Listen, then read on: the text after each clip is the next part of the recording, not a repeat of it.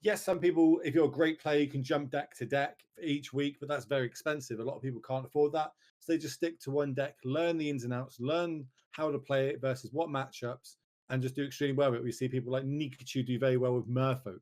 We see other people do well with Amulet, control players, etc.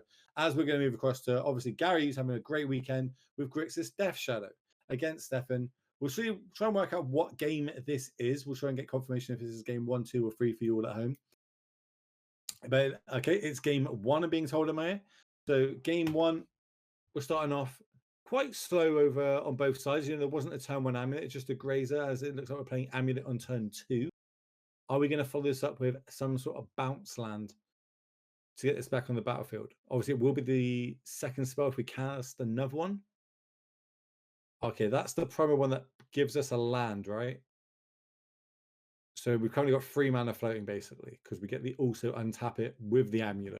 Nice little combo there. Are we going to play a Dryad?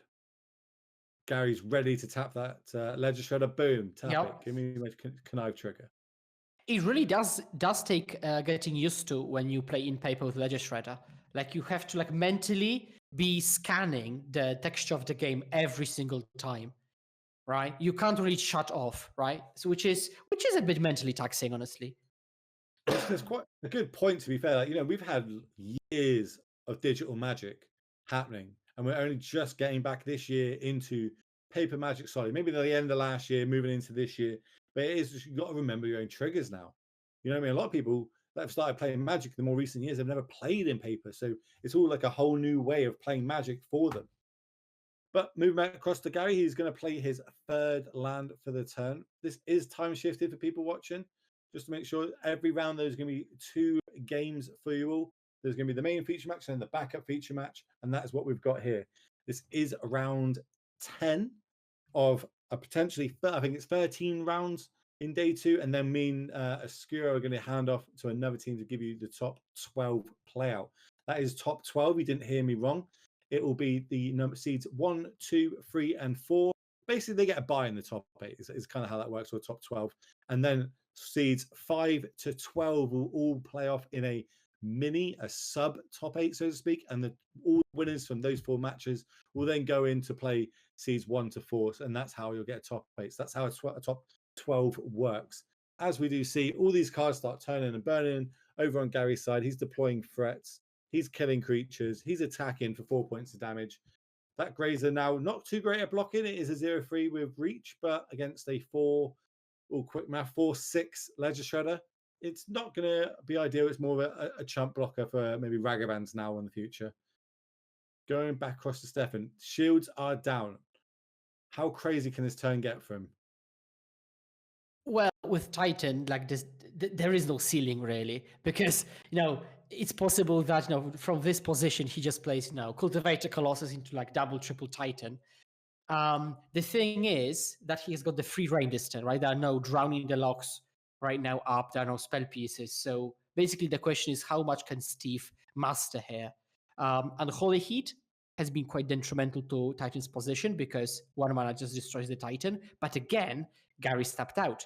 So with double Amulet, this could just be over. Well, with that 6 mana floating in the pool, and there is Titan. Again, another foil one. Trigger. Remember those Ledger Shredder triggers? Does it like there's a lot of land in hand, but decides to get rid of a threat to grow that Ledger Shredder.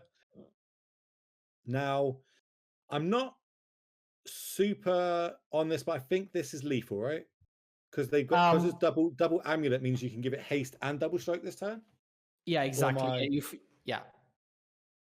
There are probably like other lines because you could also do with probably like something like Simic Growth Chamber, Tolaria West, and play a Pact and play another Titan probably and stuff like that. But all in all, this is very, very lethal. The Titan double +2 +0 in haste, so it goes up to a 10-6 trample, and then we just make sure it's not in your hand. Show me the double strike cards. There's one. And we're looking for a way to copy the Boris land. There we go. Copy that. Give it a 10-6 double strike trampler that's how explosive it is. We saw in the last 2 games against Luna how, like, it plays the longer game. That is how it plays the quicker game, and why it's so scary in these decks. And tapping out that 1 turn on turn 3, you don't get a turn 4. That's how crazy it is. How can we shore this up? How are we going to shore this up for our side over on Death Shadows on Gary? You know what I mean? He needs to get back into this now. How is he going to do it? It looks like he Yeah. did manage to get into it, and we're going to join him game 3. I think we're running out of time on the round, so we're going to jump straight into game 3 here. A couple of lands have been played. We've got a Ragavan. We've got a couple of Amulet Titans. It looks like one of them has been copied with the new land that we were talking about. And we do have a Dryad. I think that's a Dryad, the promo one in foil on the battlefield. So we're jumping in here just towards the end of the game. Caught you all up. Looks like there's a lot of mana floating. If we're going by those dice, it looks like 2 blue and 2 green. And a Yes, bounce there's some trigger. shenanigans happening. But to be fair, whatever comes out of this turn, even if it's not a Titan, it's still like double Dryad, a bunch of lands for Steven. So Gary would have to now be very, very careful every single turn now. So honestly, I think Steven is super ahead right now, whatever happens. Potentially holding up something like Terminate, maybe. Doesn't have Delirium, so Unholy Heat isn't going to do any of that crazy shenanigans. And so indeed, there isn't anything else. Interesting. I was wondering if maybe we should be like, if we've got a way to get that other Dryad off the battlefield and connect with Ragavan, I'm quite happy with that. Ooh. Okay, talk to us about this one. So that's Alpine Moon, and that basically turns any land and its abilities into a rainbow land, right? So you basically play it against some utility lands like Cavern of Souls, maybe Urza's Saga to kill it off immediately. Now, in this case, I'm not sure what you're naming, because you could be naming like Stronghold to turn off the haste action, but you still have to deal with a 6/6 Titan. You could name a bounce land to make it unable to bounce anything. The question is whether Gary knows about any bounce lands in Steven's hand. So that could be possible, right? So if he could name like, I don't know, Semi-Growth Chamber and hope that Steven just bricks on bounce lands and that's it. But again, Steven just attacks with 2/2 foes, which could be enough. So It is this against these Alpine Moon Death isn't Shadow the decks, greatest. right? Like Death Shadow decks we spoke about, they do a lot of damage to themselves. So 2/4s can get the job done. But over on Steven's side, that is the exact card he wanted on top of his deck. He's obviously got the bounce land in hand, triple amulet. He wanted to hit one of his big spells like the Amulet Titan. So Gary's going to be happy that he managed to take that off the top of his deck. As we do see a load of threats start coming down now. With a Ledger Shredder, a Darcy. We're going to use our Connive Trigger, get rid of an extra Ragavan. Didn't need that one. Potentially, that could have maybe, been stopped if we just held back one of these Dryads to block. Yeah, I think this turn might have flipped the thing around. Honestly, like, look how the turntables. We were, Like, there are 3 amulets, but what about it? I feel like we were in quite a strong position, and maybe that attack might end up biting us in the butt and costing us. That Titan is exiled. For people wondering, this is time shifted, so we can't get a message down to the players to get them to move it. It looks like that is a land. Second land for turn. We're going to copy. What are we copying? Watery Grave. 2 mana, 3 mana. Did we draw another Titan? Back-to-back Titans? Oh. Dress down. That's huge. Now, importantly, Primeval Titan does nothing this turn, but it stays on the battlefield. So if Gary doesn't do anything meaningful, Steven will just untap and then attack on the next turn with Titan. So yeah, a lot can happen from this position. Like that, and that is why we love Paper Magic so much, right? Off the top, 2 Titans in a row, exactly what Stefan needs to happen. So if you enjoy watching this sort of coverage, live Paper Magic Day show, make sure you hit that follow button. Make sure you use those primes if you've got them. All that helps support this channel with travel, setting up, buying kit, etc. Getting the casters in, remoting it all the time and effort, and that's basically the payoff. So make sure you go and do all that. As we see the Terminate manages to deal with the big 6/6 that we're talking about. So now we can get across with these flyers. That's another 6 points of damage.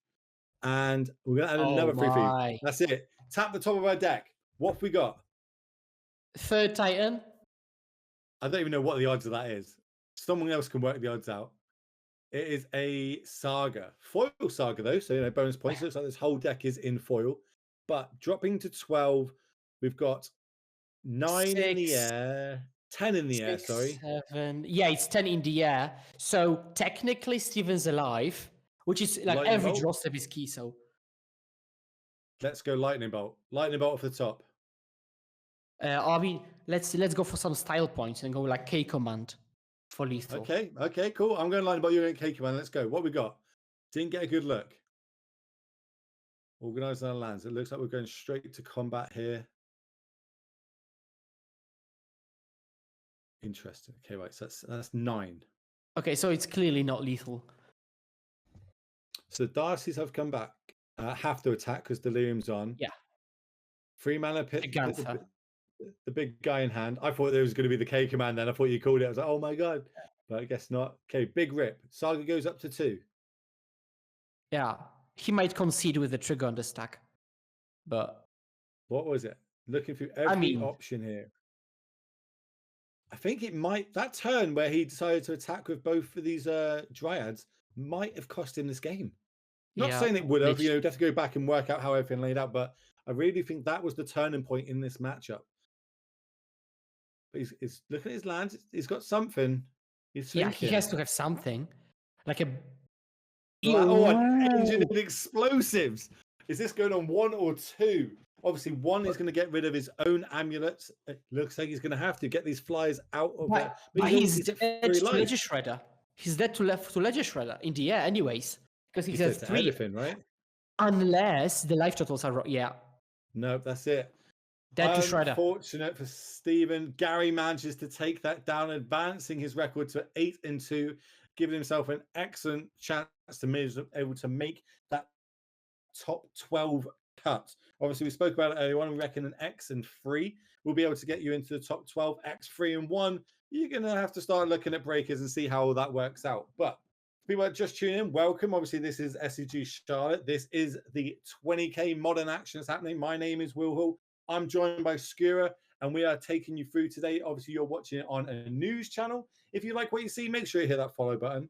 Make sure you give the sponsors a little look-see. If maybe you need to go buy something, or more importantly for me, because I'm selfish, I want that Guy's Cradle. There will be a Guy's Cradle given out later on in this stream. So I think ! Drip will bring up the information from that. So, type that in the chat to get all the information on that one.